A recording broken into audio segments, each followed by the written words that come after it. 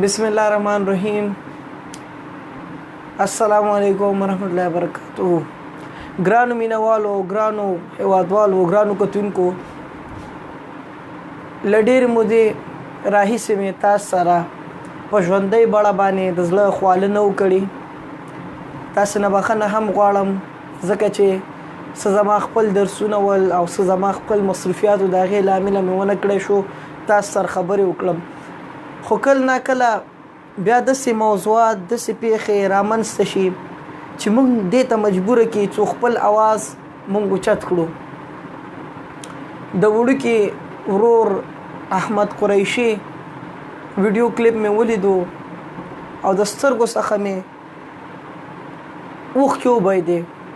د مهسا د پتارۍ اوبه لا وچې نه وې چې زموږ یو بل ګلالی ماشوم د زناورو د وحشي زناورو لومې ته ورغی.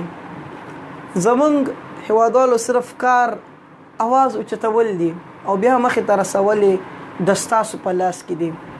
که چیرې مو د مهسا څخه وړاندې د دغسې قضیو مرتکبین او هڅونکي د کابل څلور لارې کې د قرآن پړنا کې رازوړل کړي نه وای نو اوس به هیڅ کله چا به داسې جرأت نه وی کړی او هیڅ کله به داسې د انسان په بڼه باندې وحشي کارونه به چا نه وی کړی.